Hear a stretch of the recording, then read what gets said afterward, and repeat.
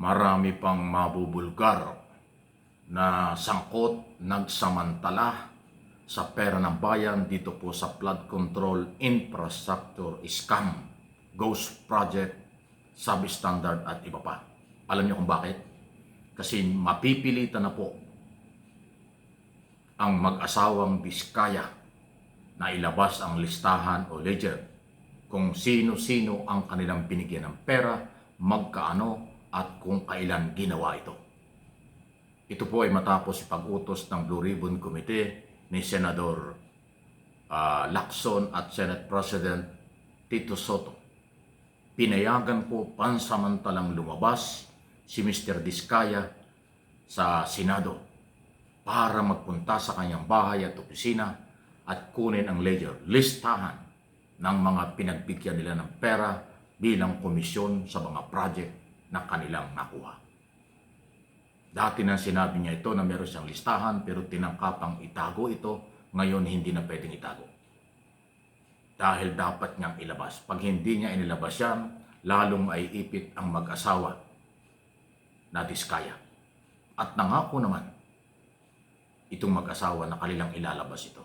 Yan ang dahilan kung bakit sinabi kong marami pa na mga politiko at kung sino-sino nakinabang sa komisyong 25 to 30% sa mga project na pinasok nitong Diskaya mula noong 2016 hanggang 2025 ngayong taong ito. At posible rin yung kanilang mga local project na pinasok na kontrata dyan po sa Davao City ay lalabas din po ito. Mga kontraktor, politikong local and national ang nandyan. Yung naunang sinabi ni Diskaya doon sa unang mga hearing, sabi niya, detalyado yun. Kung magkaano ang budget ng bawat politiko na kanyang ibinibigay. Down payment ito o full payment at kung anumang proyekto. Kaya napakahalaga ng ledger na yan na dapat kanyang isumite. Kaabang-abang ito. Kung matindi yung sinabi ni Undersecretary Bernardo, masusundan pa yan. Kasi si Bernardo, Undersecretary ng DPWS, maraming alam yan. Ang Diskaya ay nangungunang kontraktor na nakakuha ng napakarami at bilyong-bilyong project sa pamahalaan na siyang maglalabas ng listahan kung sino mga politikong kumuha ng komisyon. Kaya ho, nagkakaroon na po ng liwanag. Lahat talaga dapat makulong itong mga ito sa lalong madaling panahon. Dahil garapal po ang ginawang pang-aabuso, congressman, senador, o kung sino man po nasabit pa rito. Mga kontraktor at mga opisyal ng DPWS. Si Secretary Villar na ngayon ay senador, dating sekretary at dating sekretary Bunuan, hindi na sila makakawala. Command responsibility at saka yung deployment ng pera, kung saan galing at saan pupunta, sino ang proponent, alam nila yan. Maniwala kayo, puro lang magdi-deny, puro lang gagawa ng palusot ang mga senador at congressman, mga taga-DPWS noon dito sa isyong ito. Pero ang katotohanan ay naglulumiyad dahil itong mga opisyal ng DPWS, malalakas na kontraktor na magsasalita, kapanipaniwala po ito. Yung style ni Saldico, wala po yun. Sa tingin ko po, nagamit lang siya, nagpagamit siya, o talagang lumutang ang kanyang pagiging Duterte supporters. Kasi original naman yan, malapit sa mga Duterte.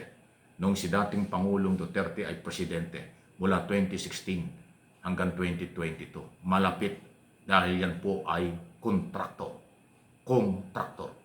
Okay?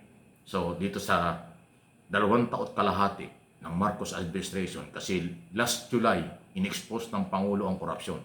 So kalahati ng 2025. Kaya 2.5 years plus 6 years sa Duterte administration, alam ni Saldico ang mga nangyayari dyan. Ngayon, kaya nga posibleng siya ay nagpagamit o ginamit ng mga DDS o mga Duterte para dito sa kailang gagawing rally, gagawing mga protesta. Okay? At baka napangakuan din siya na siya ay tutulungan dito sa labang ito. Pero kahit anong kanyang paliwanag at sinasabi, mahirap i-connect Dahil nga ang Malacanang ay wala ng kontrol sa budget kapag ang proposed budget ay nasa Kongreso at Senado na. Ang trabaho lang ng Malacanang pag natapos na ang proposed budget, yung for review at for signature ng Pangulo. Pero yung pagbalangkas sa bicameral conference at saka yung tinatawag na small committee, wala ng kontrol ang Malacanang dyan.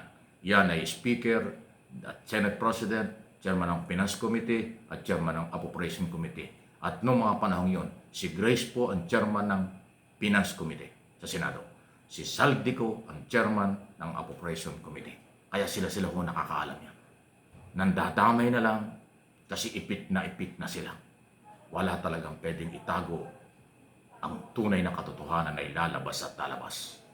Kaya sana bilis-bilisan na ng ICI, DOJ, Ombudsman mag-file na ng kaso. Ang gusto ng mamamayan, makulong sa rehas na bakal ang mga senador, congressman, kontraktor. Magsama-sama sila diyan sa Quezon City Jail. Ready na, naayos na ang kanilang paglalagyan. Nasabi ng Pangulo, bago magpasko, makukulong sila. Wala silang Merry Christmas, dapat lang. Dahil sa statement na ng Pangulo, kaya lumutang si Saldico kasi alam niya kasama siya na makukulong. Yung kanyang pagtatago sa Amerika, yung kanyang hindi pag-uwi, yan ay personal interest niya, personal protection sa kanyang sarili. Pero hindi niya matatakasan ang kanyang pananagutan, accountability sa bilyong-bilyong korupsyon ito. Dahil napakalaki ng kanyang papel dyan. Kahit grade 1, kahit elementary na kabataan, hindi maniniwala na wala siyang kinalaman. Kahit na sino pa na nasasangkot dito, mahihirapan kayo magpaliwanag dito. Sa korte kayo magpaliwanag kasi patungo sa korte ang lahat ng isyong ito. Ano pong inyong masasabi niyan? Huwag kayong magsasawa. Sabi ko naman sa inyo, tumutok lang, magbantay kayo at ang aking mga channel ay patuloy pong tututok dito sa isyong ito. Dahil tayo mga Pilipino ang kumplena, tayo ang biktima dito sa korupsyon na ito. Diba? Okay. Sunod na ating pag-usapan. Talaga lang ha. Ay na ngayon na sabuatan. Malinaw na po ang sabuatan. Itong paghahayag ng mga opisalis ng DPWS, malaking tulong ito sa mga nag-iimbestiga. Sa tingin ko ay talagang dapat maging testigo itong si Bernardo. Marami siyang alam. Although meron din siyang pananagutan dahil talagang siya daw yung nag-deliver ng pera, siya yung nagpaparte ng pera na nagdadala sa mga senador. So, tingnan natin kung ano ho ang magiging posisyon dyan ng ating pamahalaan sa magiging kalagayan ni Joseph Bernardo. Siya ba'y akusado? Siya ba'y gagawing state witness?